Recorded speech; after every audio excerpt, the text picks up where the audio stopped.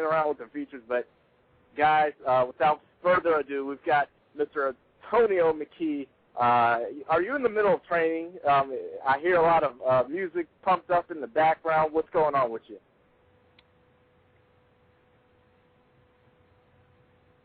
Hello? And Antonio? Yeah. Yo, you ready? Yeah. We can hear you now. I asked. I heard a lot of music in the background earlier. Are you in the middle of training? Nah. Well, I'm in the middle of training. I'm always in the middle of training. I'm a gym rat. Nice. What are you guys working on tonight?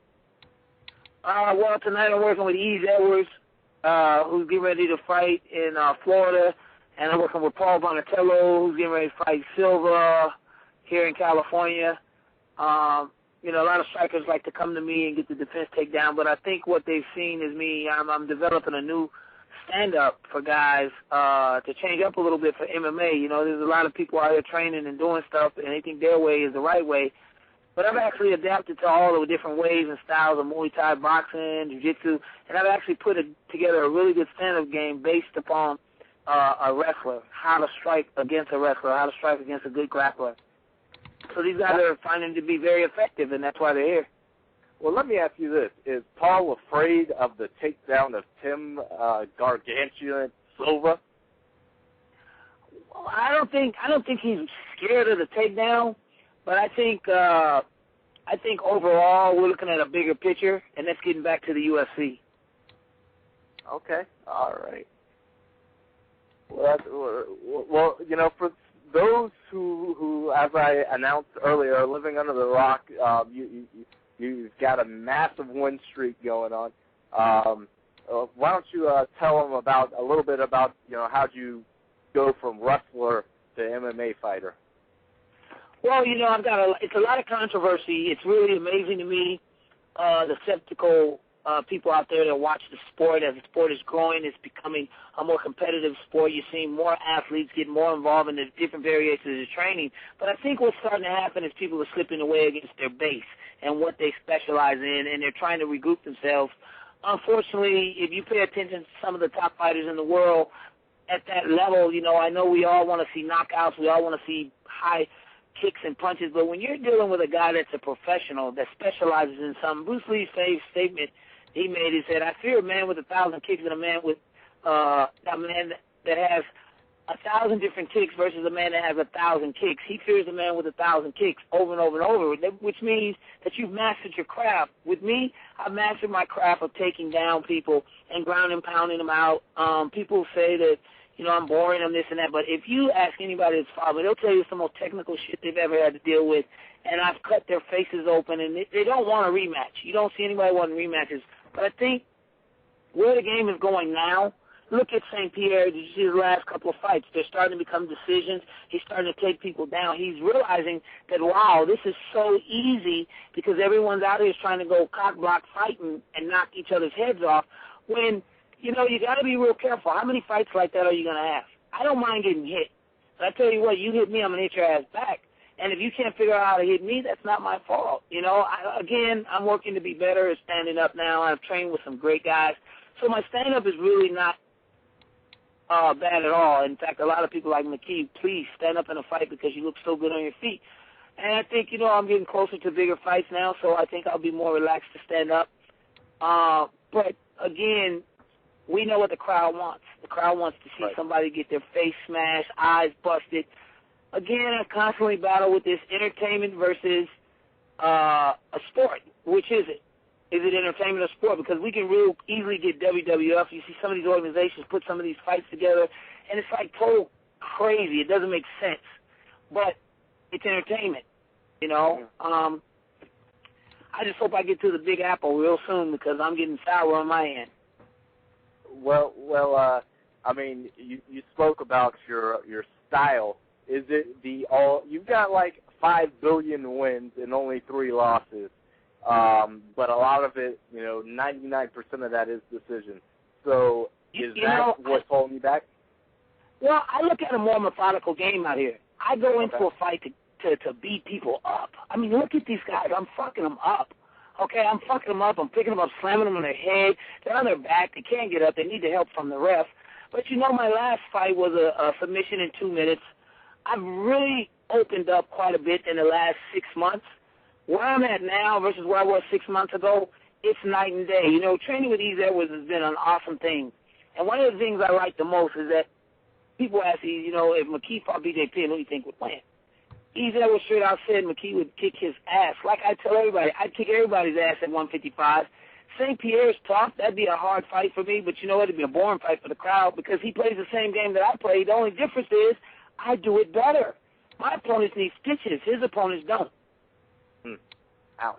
You know? So Antonio. Well, let me go ahead. Antonio? Yeah. Can I ask you a question? You can ask me as many questions as you want. Can you handle the answers to the question? Absolutely, my friend. I've interviewed you before, right? And before when I interviewed you, I was wondering, you said George St. Pierre is so good because he got sort of his style from you, right? Look at it. What do you see? What do you see St. Pierre doing? He stays on the outside. He bobs and weaves. He makes the guys commit. And once they commit, he takes them down with ease. Okay? That's the same thing that I do. The only difference is my guys are bloody and need stitches. His guys aren't. His last few fights have been decisions. And he hasn't really hurt them. He hasn't really done anything. And he gets glorified for that. My question is, who wins, George St. Pierre or Josh Koscheck? Okay? It's probably going to be one of the worst freaking matchups you could ever do if Koscheck goes and fights the right fight. Now, look at Rampage and Rashad. That was the worst fight people saw all year, probably. That's what I'm told. Oh, man, that fight was so fucking boring. Okay. You're dealing with two professionals at that level of MMA. Rashad executed the right game plan to beat Rampage. Or he could have gave the crowd what they wanted and stood up and banged with Rampage and got knocked the hell out. But he didn't choose to do that. He chose to get the win, right? He chose to get the win, and it was an ugly, boring-ass fight. Okay, Koscheck, St. Pierre. Koscheck goes out. I guarantee you if he's going to win, he's going to do this. He's going to stay outside of St. Pierre. He's going to make St. Pierre commit to come forward, which St. Pierre won't do that. He'll stay on the outside, and he'll throw shots, and Koscheck's going to take him down and hold him down and ground and pound. Once again, you're going to go to a boring-ass decision. So I think if organizations really want to stop this type of fights, because when you're up there in the UFC, you lose one, you're out. You lose two, you're out. You know what I mean? Regardless of service, at the end of the night, it says win or lose. I think they need to have one set purse. Okay? Each one of you guys are going to fight for $20, $30, $40, $50,000. There is no win bonus. It's just you're going to fight. Now, what we will give you is a knockout bonus. The knockout bonus could be what the win bonus is combined of both purses. Now you're going to get guys saying, fuck this, I'm going to hurt somebody. Okay, he's making his 20 G's. I'm making my 50 G's. But the win bonus would have been 40 among the two of us. So now we got a knockout bonus or a submission bonus or a stoppage bonus of 50 G's. Shit. Now you're talking. You're gonna see knockouts. Would you abandon your style that's been working so well for that 40, 50 G's? Hell yeah. You know why? Because at this point, it's not about who wins or loses because I've been paid already for coming to win or lose. I've already been paid for that. What you're telling me now is to pull out all stops and put on a show. Leave it all right now on the mat. That's what you're telling me. Mm-hmm. Not we'll judge who has fight of the night because I've seen some guys that have fight of the night that should have got it, they didn't get it. But it depends on whose dick they were sucking at the end of the night. You know what I mean? Let's keep this sport fair.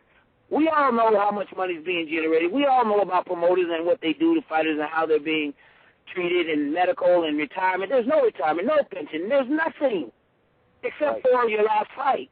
So if you want longevity in this career as a professional in this sport, you got to take really good care of yourself, and you may have a career like me. I've got a long, drawn-out career, but you know what? I enjoy fighting because